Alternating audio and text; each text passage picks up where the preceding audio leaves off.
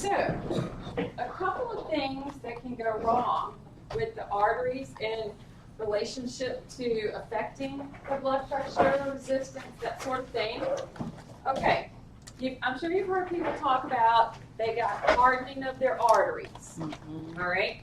Well, the hardening of the arteries, what that is saying is they have arteriosclerosis. Arterio for the artery, sclerose means that the tissues are getting hardened, scarred, so to speak. Now, as we get older, this is going to happen, okay? It's not something that, if you get to be older, all right, it's going to happen. Basically, what's happening when a tissue sclerosis, it's almost like it gets scarred and it doesn't recover, all right? Now, what that does, it makes the arteries less distensible, and therefore they can't withstand the force of the contraction of the heart. When they have the growth of lipid deposits, this is saying that that inner lining, okay, that inner portion of the arteries is building up deposits. Now, when that happens, usually they'll, start to build up the little fat deposits on the inside of that artery. But see, the problem is, as blood continues to pass by, other particles get trapped on it also. So it ends up creating the plaques. One of the things that the body does when that occurs, it sends white blood cells to try to clean it up, and they get trapped. So you end up with this whole cycle where something gets trapped, builds up, traps, build up, traps, build up, to where that artery now gets clogged. And this is where, hopefully they can go in, do the Roto-Rooter, do the balloon, whatever the case might be, okay, clean it up, and you don't have a heart attack from it. Just saying. Which one did you refer to as the scarring? The arteriosclerosis. That is something totally different from the buildup of the plaque. And it's just they scar and they don't heal, or think about that middle layer of the vessel. Think of it as that tissue is kind of scarring, and it's not as easy now for it to respond to the pulse. Okay. Some people refer to this when they have this. There is a definite difference between arteriosclerosis and atherosclerosis. Big difference, okay? The hypertension, high blood pressure. For the most part, it is going to rise with age for the most part, okay? Not saying all the time. Hypertension, the high blood pressure, is the chronic condition of those numbers being high when you are at rest. For the most part, when you take a blood pressure, you want the person calm and quiet and sitting, okay, lying down. But there are things that can affect that blood pressure at that point in time. They could be in pain, they could be hurt, they could be wounded, whatever the case might be, all of that's going to affect blood pressure. But it doesn't mean that they have the chronic high blood pressure. Chronic high blood pressure is when it's high at rest. This does weaken the arteries. It will stretch out the heart muscle. There are many things that will affect the kidney. There are many things that high blood pressure does to the body. It's the reason it's referred to as the silent killer. Hypotension is when the blood pressure is low at rest. Not as complex, still damaging to the tissues of the body because the tissues are not getting their blood supply, their nutrients. They're not getting rid of their waste. Now, those variables that are going to affect blood pressure, another one is going to be peripheral resistance. This is basically saying that when we check blood pressure, we, for the most part, are checking blood pressure by way of the brachial artery that is close to the heart. So we are checking pressures that are very close and are representative of what's taking place in the heart.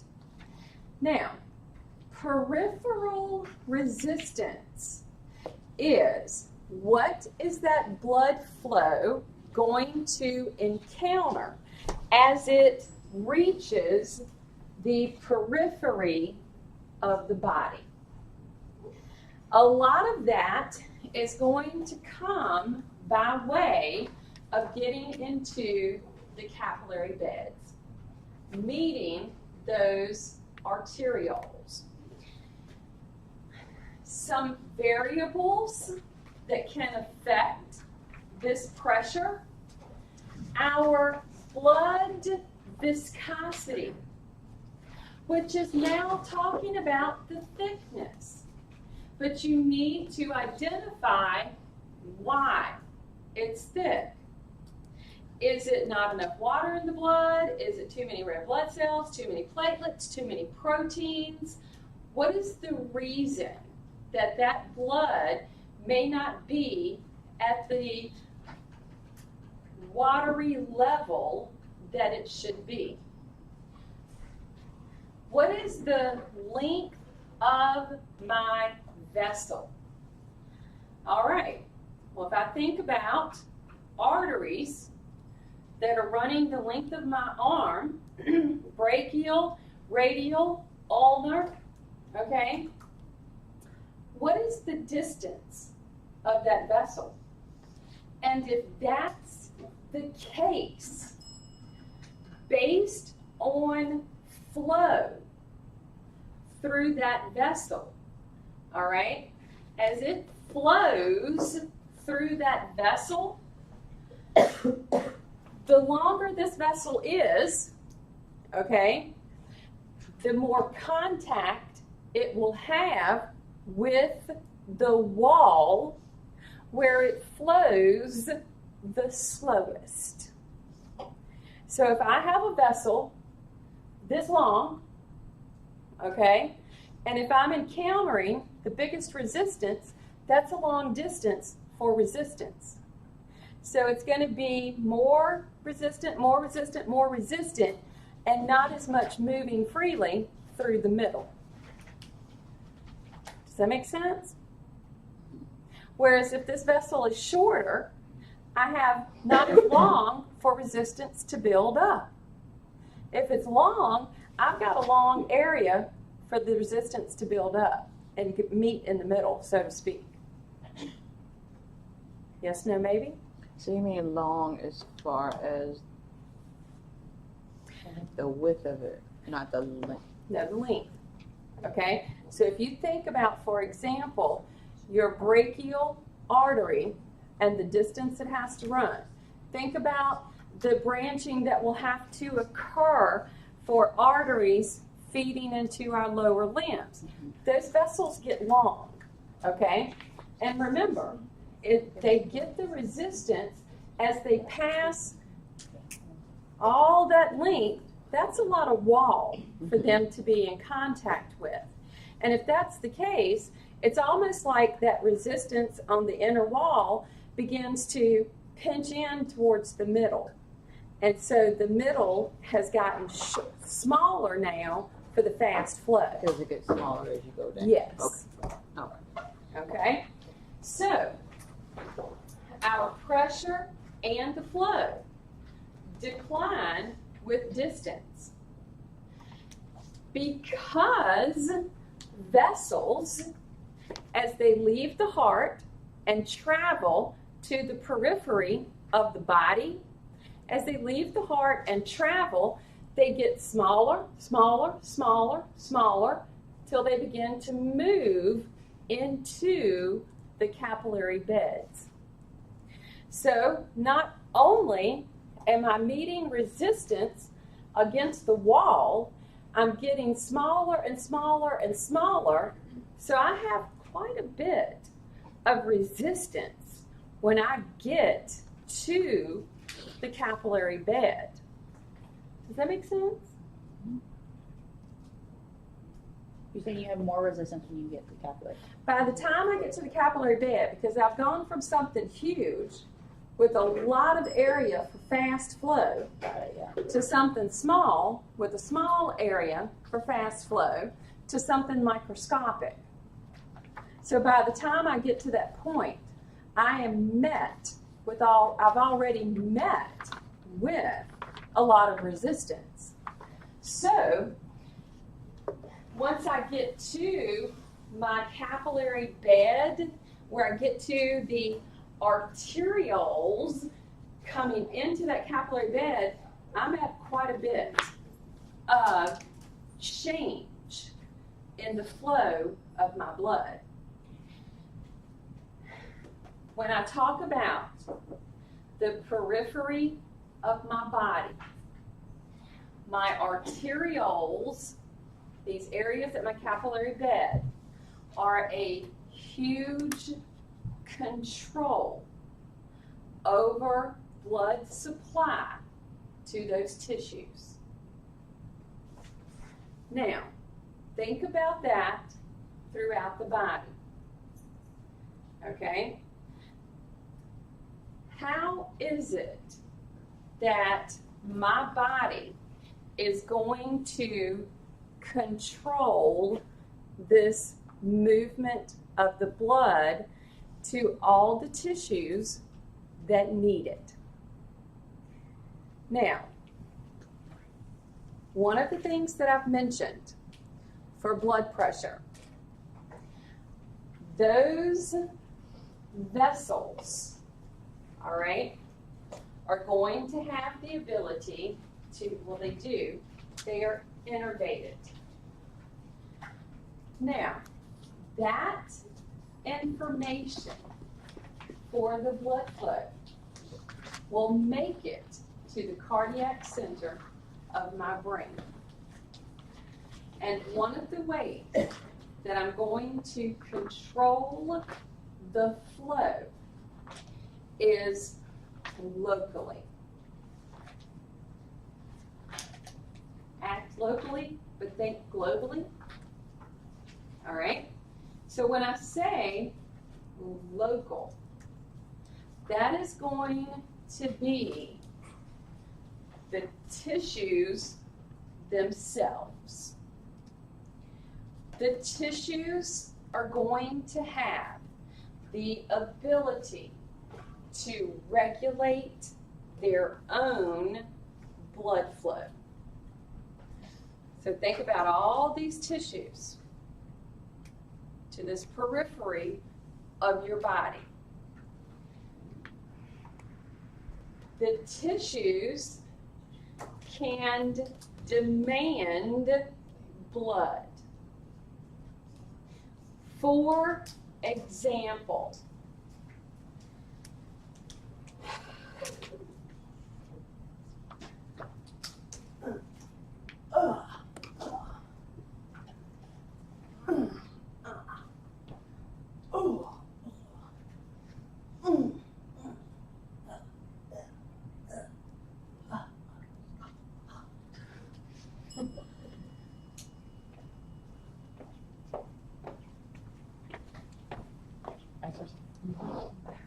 getting ready to take a run. Now, I've told y'all. I've told y'all, if I'm running, you better run with me. Okay? But, a couple of things I did right there. all right? I stretched, okay? And then I began to slowly start my run.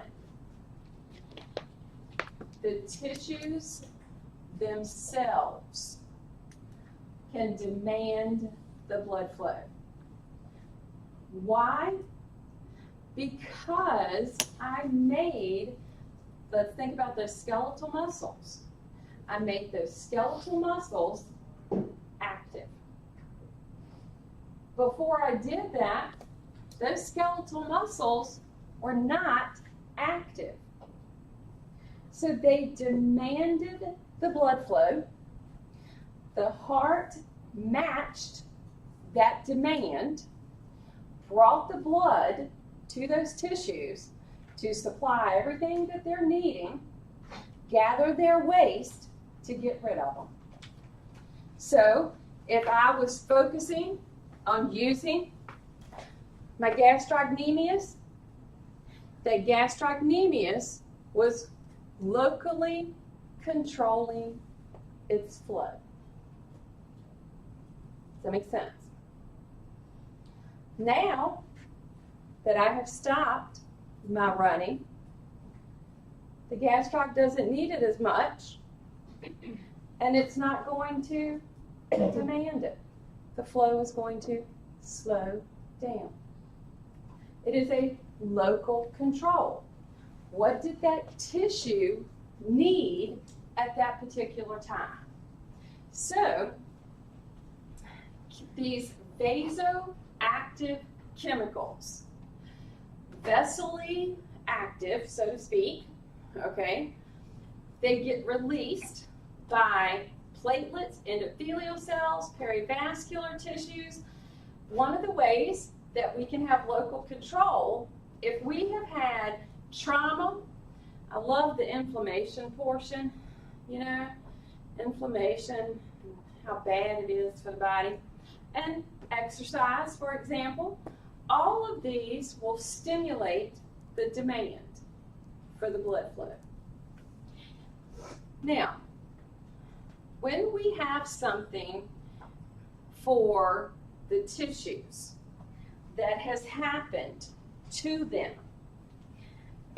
say for example, the really, really cold, okay, we go out and let's say, I don't know, our nose got really, really cold, all right?